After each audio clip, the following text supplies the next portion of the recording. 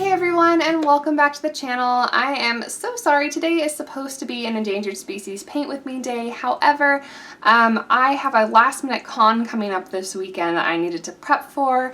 If you are in the area and see this video before Sunday, I guess, come see me at HydroCon in Santa Clara at the convention center. I would love to see you there. But in the meantime, the video that was slated to be today is something that is absolutely near and dear to my heart. It is by far the organization that I am most passionate about and I didn't want to have to rush through the video. So instead of giving you a half-done video about something that I'm really excited to tell you about, I wanted to go ahead and postpone it for a week.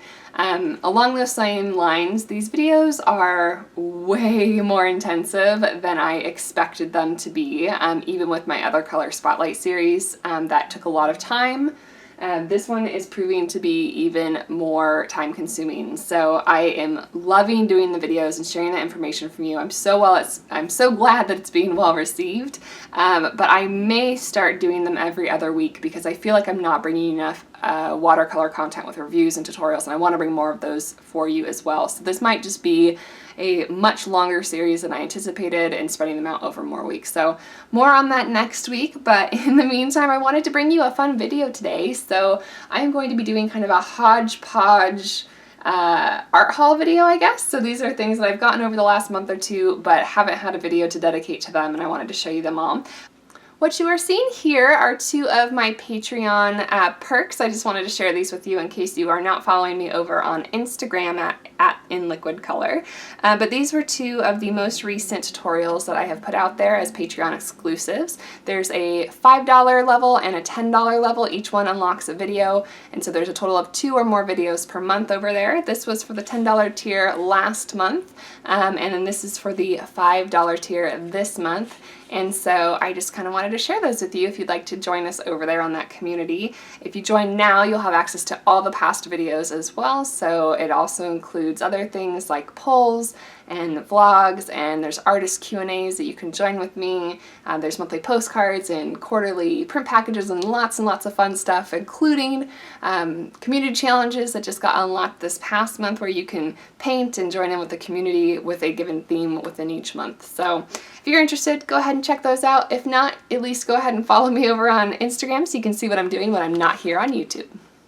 So sorry about all those updates. Let's go ahead and get started with the haul. So I've got 2 notebooks here that I've acquired in the last couple of months.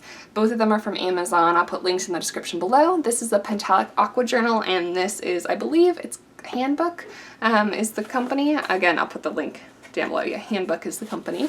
And they're pretty different, and I'm going to be using them for different things, just for my own OCD-ness and wanting to keep things kind of compartmentalized in different places. So let's take a look at the Pentalic Aqua Journal first. They're both the same size, roughly. I think this one down below is a little bit wider, but not by much. I think the paper size is very comparable. And they are like 5.5 by 8.5, something like that. I don't know, they'll be in the description. And this one, since it's in a landscape format, I thought I would keep it for landscapes.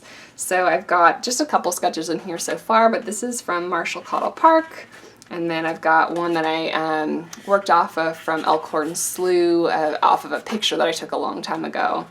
And most recently, I went to Santa Cruz yesterday and have a little lifeguard hut there that I did. This is when our bus was stopped on Highway 17 for like an hour due to an accident. But I'm just trying to keep some landscapey stuff in here, and I'm really impressed with the quality.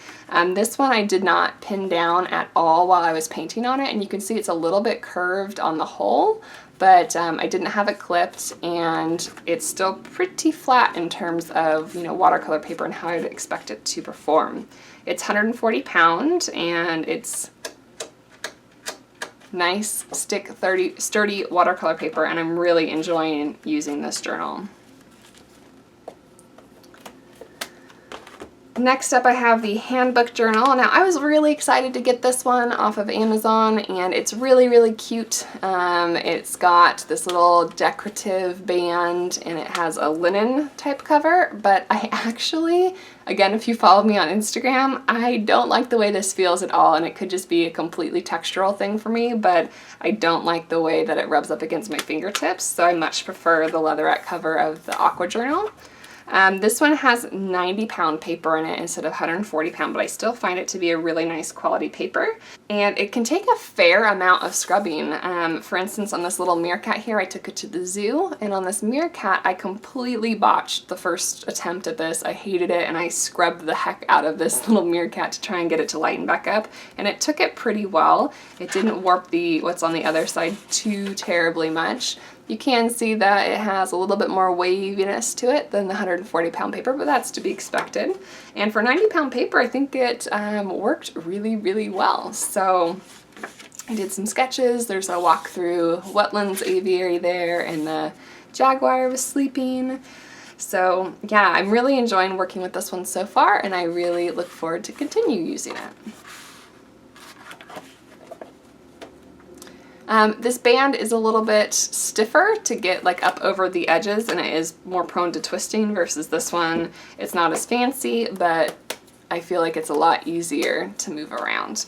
This one also has a pen holder or paintbrush holder, I guess, depending on what you want to use it for.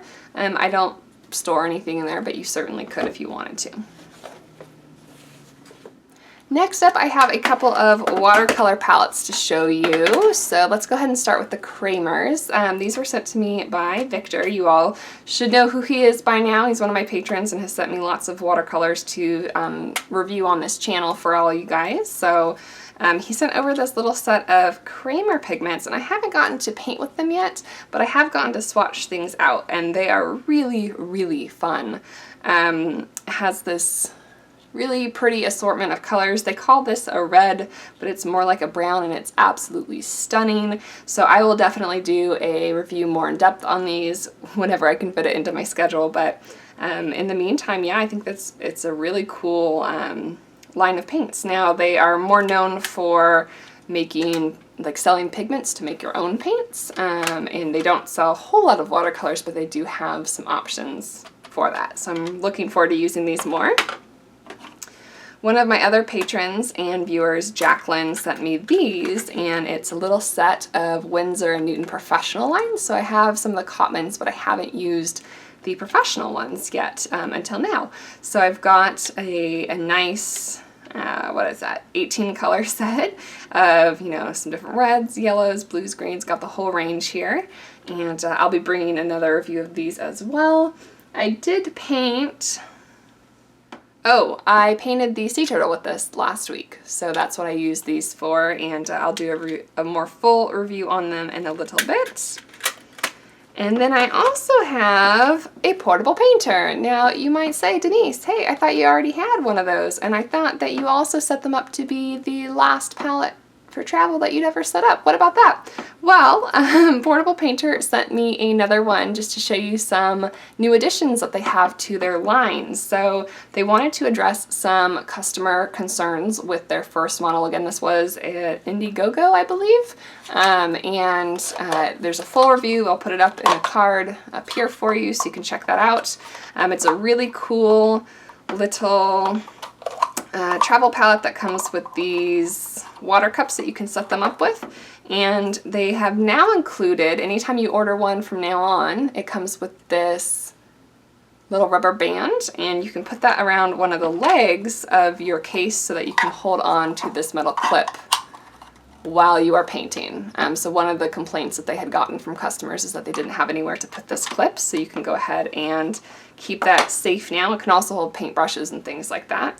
And then the other thing is that they included these little adhesive dots. So you've seen me use on my channel before. They're called Zots, and I use them to stick palettes down. So they basically included those for you here.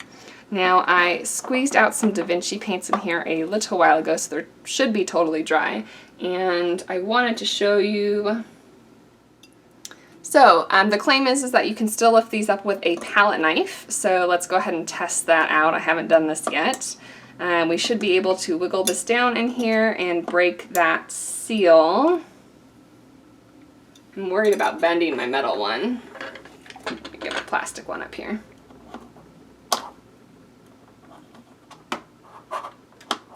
Oh, yep, okay, it came out. It went flying a little bit, but it definitely came out. So I think these are a different adhesive than my Zots, because the Zots are really, really hard to move once you have them down, but these seem to be a little bit more flexible.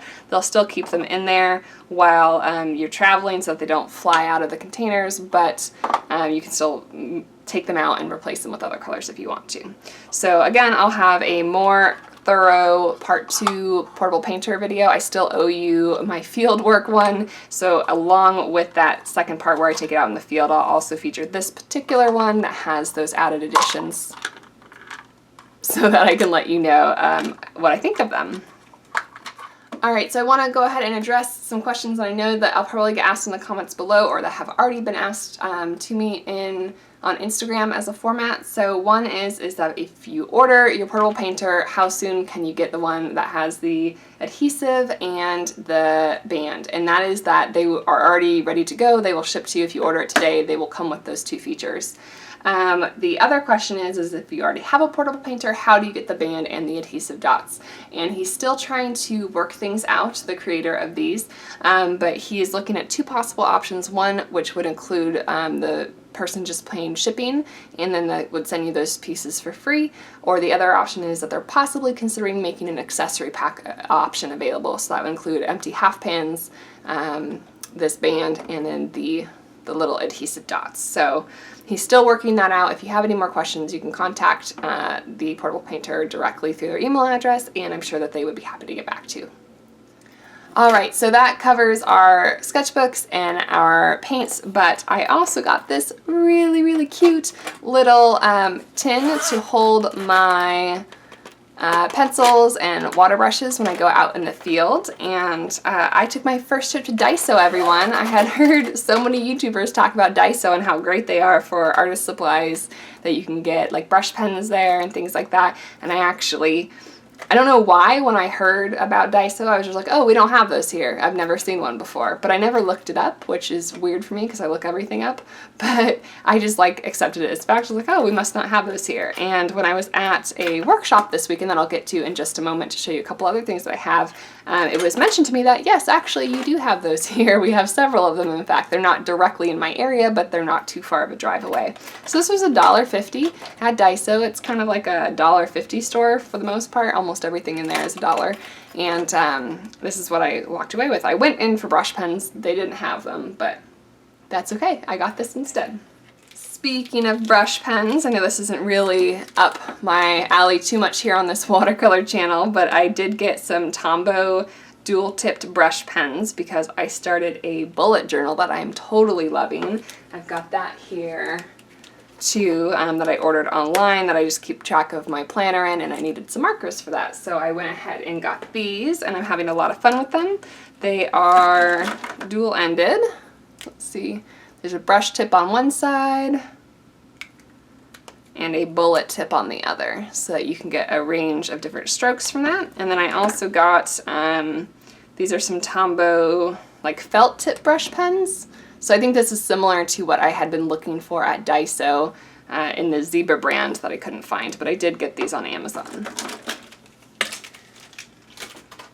For my bullet journaling, I also got these mild liners that I haven't had a chance to use yet, but I know that they are super, super popular, and a lot of other channels have reviews on them. And they're these really pretty highlighters, but they're mild liners, so they're not super, super, super bright. They are more muted colors. And these also are dual tipped, where you've got the highlighter end on one side and a bullet, or a chisel tip on one side and a bullet tip on the other.